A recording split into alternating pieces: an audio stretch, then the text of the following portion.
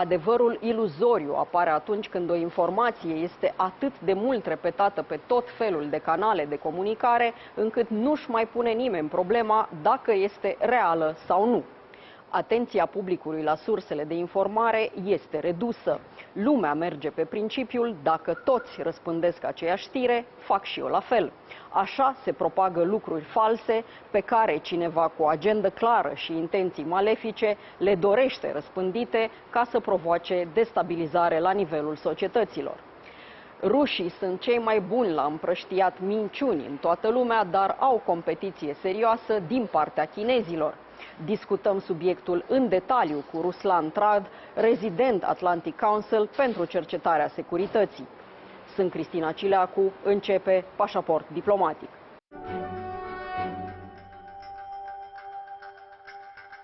Ruslan Trad, Atlantic Council, resident for security research. Welcome to Diplomatic Passport. Thank you for invitation. Ruslan, you study in depth the Russian propaganda, and of course we know that they use a lot of conspiracy theories to promote their goals. So far from your studies, what are those that had success?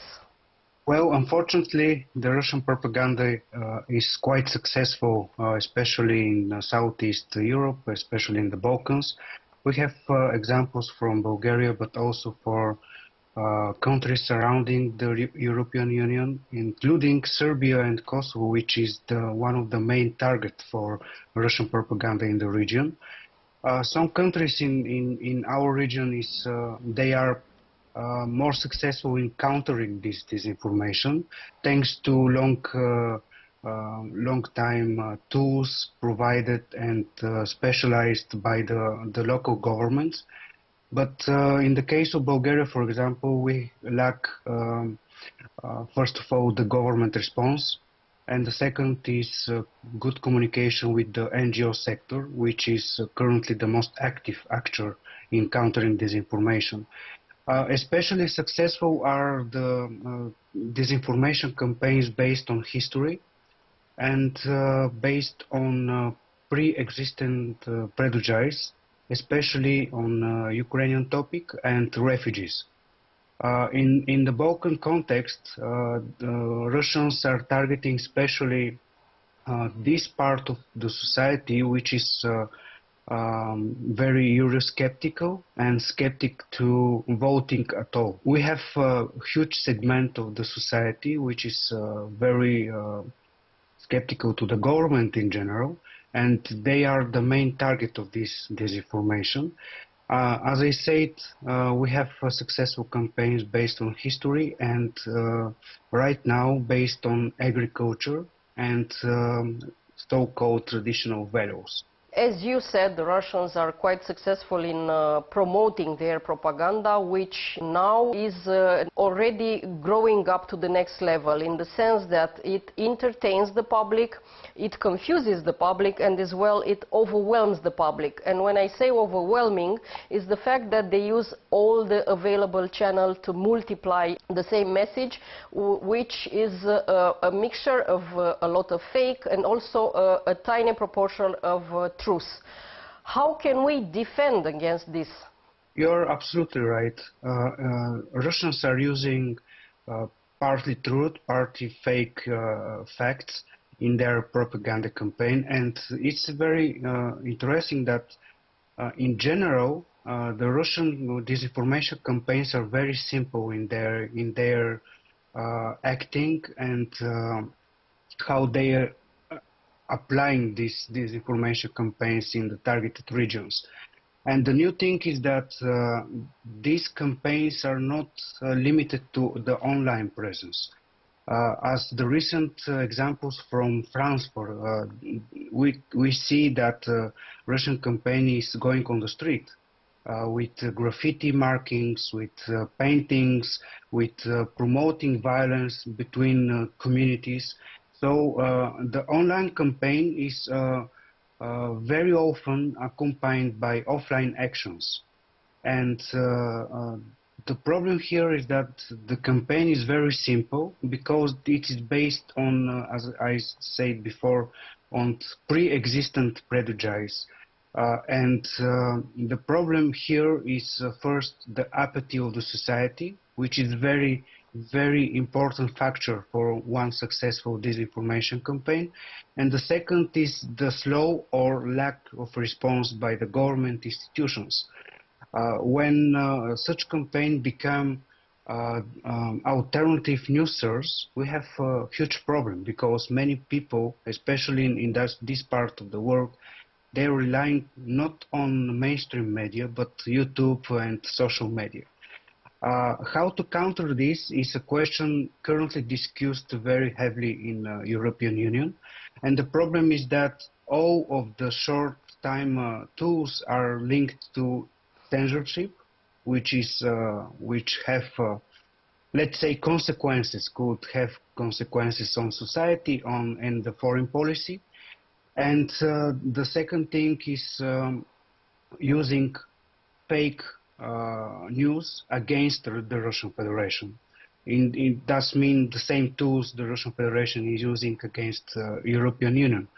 This is provocative, this is a controversial measure, but it is part of the current debates among the member states. One thing that we can manage to discover these days is the fact that Russians are also using, for instance, fake websites that pretending that they are from Ukraine. What shall we look to when we discover this type of fake websites? Because they copy, paste websites from Ukraine. Yes, this practice is well known among the tools used by the Russian Federation. It's nothing new, but the new component here is not just fake or imitation of real websites, but they are building a whole structure of website. So it's very hard for ordinary listener or reader to understand that the reader is targeted by totally fake news website, which is imitating the real one. And the problem here is not only that such websites are spreading false information, fake news, misinformation, provocative content, but it's also such websites are built for collecting data, which is important for not only for the Russian Federation, but also for hacker collectives, which are acting under the command of the Russian intelligence services.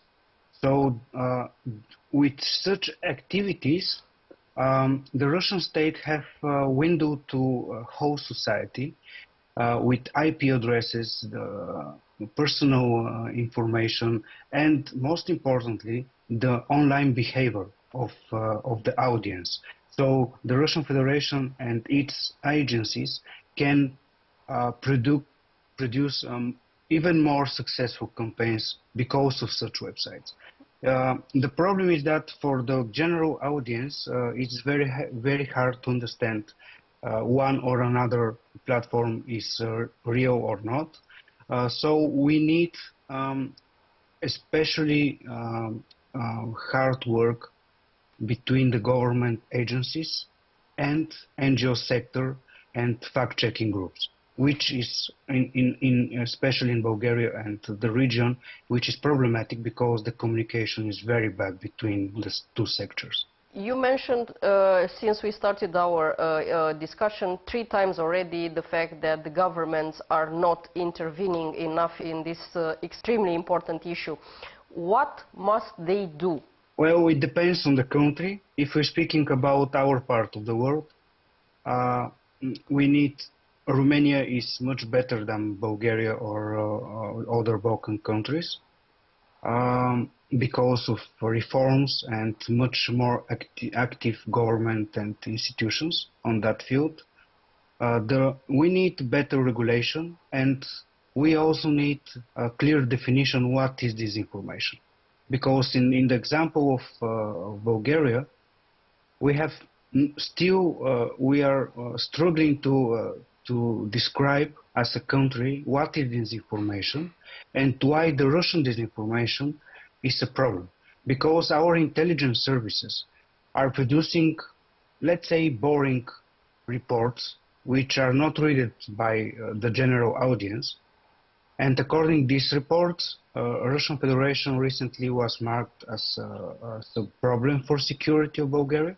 But at the same time, we have no legal structure, we have no clear laws how to counter disinformation campaigns, how to react, and most importantly, what is disinformation? So in that, currently in Bulgaria, there are over 400 websites spreading disinformation and fake news, and they are acting pretty well and pretty free in Bulgarian online sphere. So what the government should do is very simple, but the problem is the political will and the, how to say, the neglectance of the political elite, because many of the policy makers and decision makers are not understanding still what is the problem, and that our region and the European Union is in the wartime period. Situation. Yeah. The fact that people today scroll a lot, we use our phones and we keep on scrolling, we see something repeated on various channels, social media, YouTube, as you said, even websites. This creates what is called the illusory truth effect. What instruments can people use in order to avoid this effect? Because we start believing something even if it's not true, just because we saw it multiplied. Yes, indeed. This is even bigger problem right now because of, this term infodemia. The term was very popular during the COVID-19 pandemic, but we are living in constant infodemic. What I mean is the problem is producing news every minute.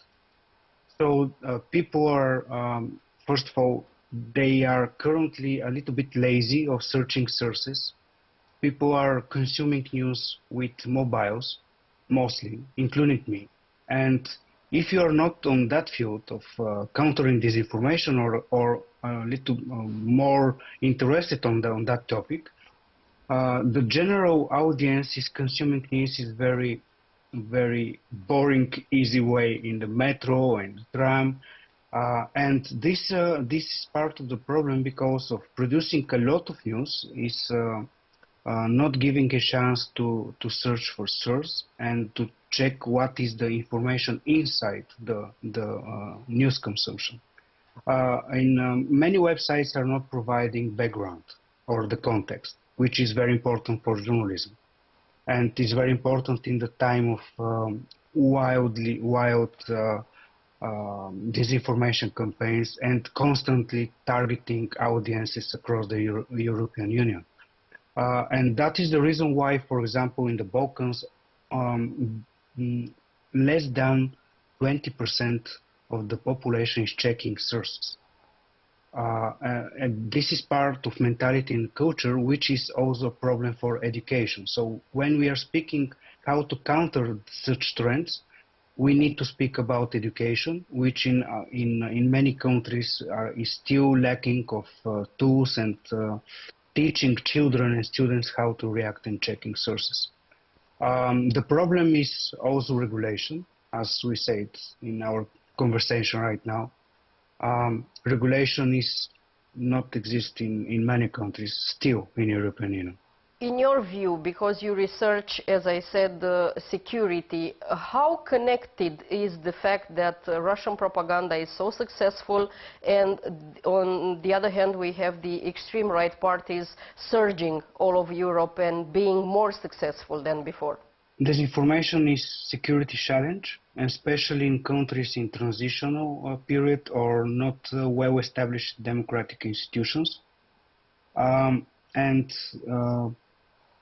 For example, in Bulgaria, when I'm based, we have problem with security agencies which are infiltrated by the Russian Federation for many years. Yes, we have right now measures for countering this influence inside the institutions. But the problem is that for many years, populist parties and far-right movements being tolerated by local governments.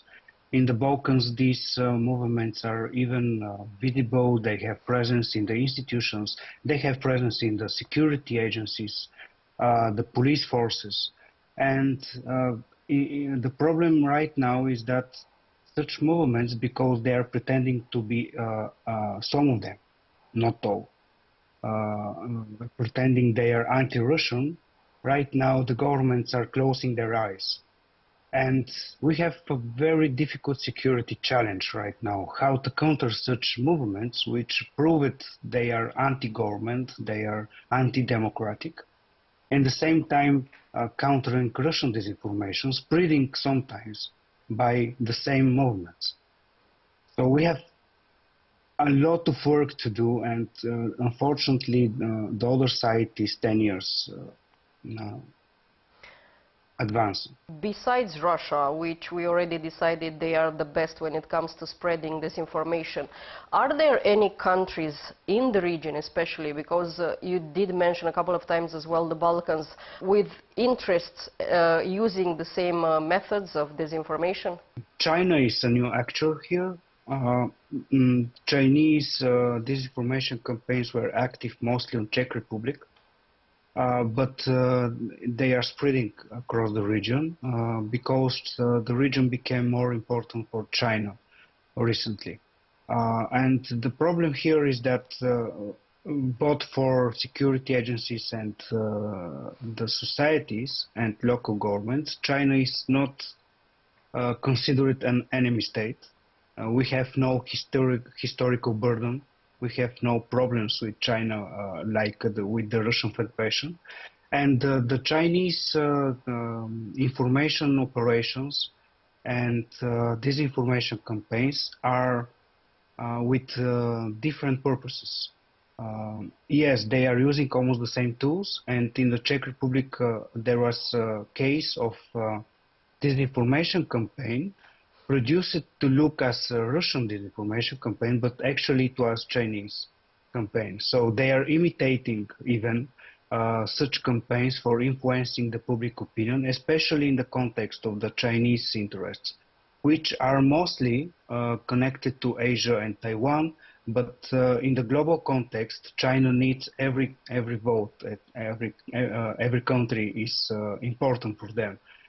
So the Balkans became one of the hot points for Chinese interests and informational operations, which is a little bit different than disinformation campaigns carried out by Russian Federation. Of course, other countries are also involved with such operations on the Balkans and especially Eastern Europe, including Western countries, which are trying to counter the narratives coming from China and the Russian Federation. And we have also Iranian presence, which is really intensive in the Scandinavian countries. Because AI is already part of our life, of course, it's used by those spreading disinformation, it's used as well by those trying to counterattack this disinformation. Who is using it better? This is a difficult question, because if you are taking the recent examples, it seems the other side is much better of using AI, including because they don't need regulation, for example. When a country is more authoritative and the decisions are more hierarchical and they're centralized, you don't need to have stops, regulation, how to use AI. And I saw that, for example, one of the recent examples, if a fake report from France 24, pretending to announce that the President Macron decided not to visit Ukraine because of security challenges in Kiev. And that report is totally fake, but it's so widely shared among accounts in social media And on the other side, on the European Union, the Western countries, AI is being regulated day by day.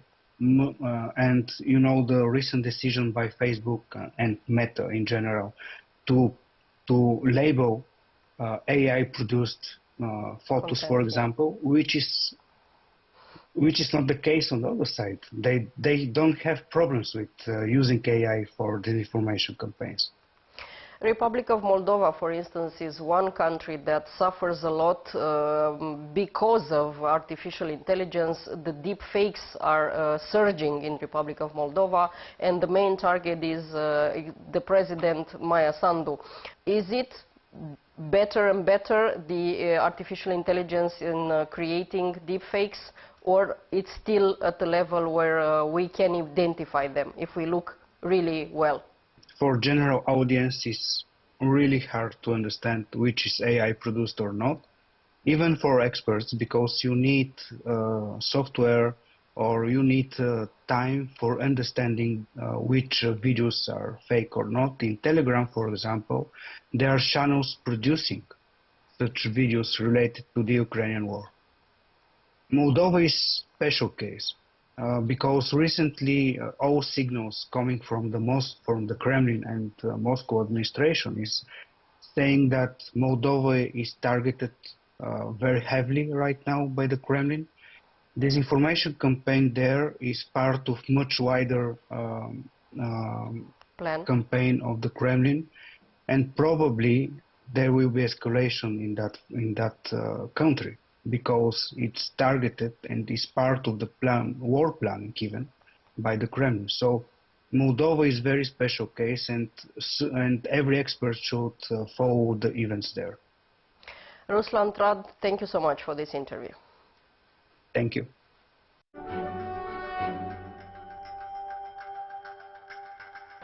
Atât pentru astăzi, dar rămânem în continuare online pe pagina de Facebook a emisiunii și pe contul nostru de X.